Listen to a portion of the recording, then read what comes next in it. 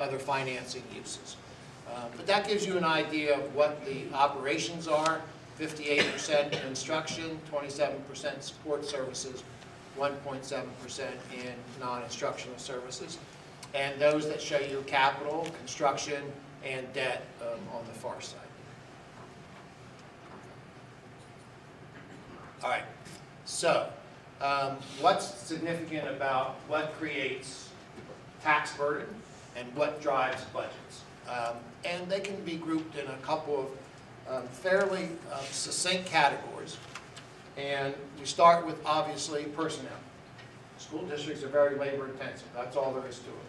It creates a lot of people to A, teach in the classroom, transport kids, serve them food, repair all their technology, buy all their equipment, and hire teachers, and do a myriad of other things just to comply with federal and state regulations. So for the most part, a bulk of your budget is going to support personnel costs. A couple of years ago, this is 12-13, again a little outdated, but 62% of every dollar you spent went to support personnel costs. And you'll see the breakdown between salaries and benefits in this slide. But again, 60 to 65%, pretty much every school district is going to pay that amount in terms of their support for personnel across the board, not just teachers and instructional services, but across the board.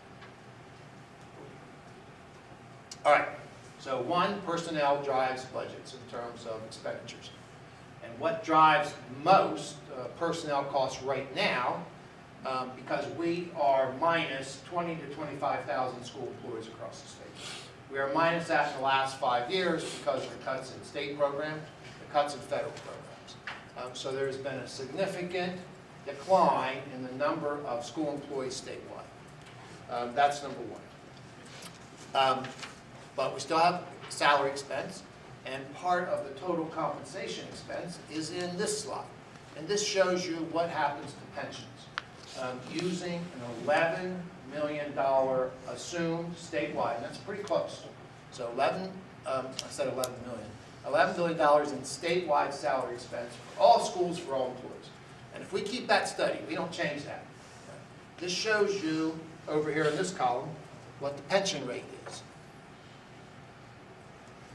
Right here. This is the rate of payroll paid for pensions. Now, not pensions that the school district created, not pensions that employees created, pensions that were created by the public school employees retirement system in Harrisburg. It's mandated, there's no options, you pay in, benefits are the benefit, it's all in state law. So it's not a school district thing, it's not a school employee thing, it's a state requirement and state mandated expense and state provided pensions. So we go from back here in 08-09, that pension rate was 4.76%, very reasonable, but you see what has happened.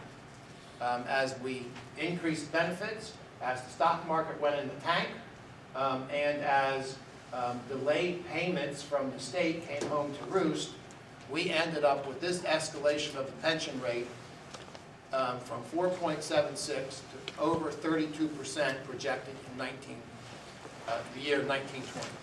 So that means 32% of every dollar of payroll is going to have a pension cost associated with it. Now, before, people argued, well, Pennsylvania has had pension spikes. That's true. Rates went up, rates went down. But we broke that record, which was back from 1986, several years ago. We broke it with this 25.84% rate. But more importantly, the difference between what it was back in 1986, which was a spike, versus what it is now, probably best described as a launch. It goes up, and instead of coming down like it did in the late 80s, it's just going to stay there. It's going to stay there for years forward, decades forward, as a matter of fact. So there's going to be no immediate relief, not even from pension reform legislation in Harrisburg, that would change the straight. And that is a very, very large amount of dollars. You'll see we went here from $523 million in statewide pension costs to a projected $3.5 billion. And to the extent that this line item goes up at all, as salaries go up, that cost will increase even more. Another driver. charter school expenditures. Local districts pay 96% plus of the total charter school costs. You pay that in the form of tuition. And so as your expenditures go into a formula, you pay to charter schools, again, state mandated amount. And so you'll see in 910, this is the amount for students, 631 million. That then increased to 917 million. If you go over here, this is for special ed, went from 174 million up to 350 million. So what you have is a $1.2 billion increase in total tuition payments to charter schools from 09-10 to 12-13. And again, as your expenditures go up, that continues to increase the amount of tuition payable to charter schools. All right, then finally, another driver in a little different way of your cost is related to fund balance.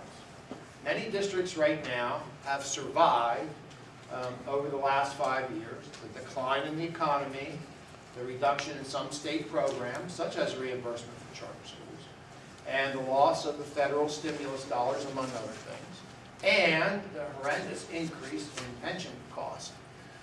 They have survived on the fact that they were able to use their reserves to help plug their budgets in order to meet those costs. Others didn't, and they spent a considerable amount of time and effort to reduce programs and to reduce personnel. Because again, back to that previous slide, when almost 2/3 of your local expenditures are in the form of personnel costs, that is the one area of immediate savings that you can realize. So, this is a look at what fund balance history has been for districts on a statewide basis. Before we had this property tax cap called Act 1, you'll see back in 1998-99 down here, these were fund balances. Okay? And as you'll see, they have grown significantly. Why? Well, I would say they've grown because before Act 1, you could have a one-year adjustment if you needed to do that in terms of matching up your revenues and your expenditures. You don't have that luxury anymore, and we'll show you in a second. You have a one-time opportunity to either use the index or lose it. It is a use or lose proposition. And if you do that, you've got to depend on the index in future years. So you can no longer afford to get your revenues and expenditures out of balance to an extent that you would have to exceed the cap that's now in Act 1. So because the cap is also unpredictable, you have districts using much more fund balance to put away for future reserves because of the, again, unpredictability of the property tax cap that's now in place. All right, the other thing it brought you is an earlier budget process. So this used to be the worst case scenario. Now I guess we have a build your budget for 1 year without knowing what the heck's going on in the current year, which is what we have now. So you're going to build an estimate on top of an estimate. It's not a good position to be in. And I empathize with your efforts to try and build a budget given the circumstances we have right now. So you do have this earlier budget schedule, and it's going to be even more difficult. All right, so let's go to this look at Act 1 a little bit. So you basically have a three-step process. You're allowed to increase your property tax millage by the index.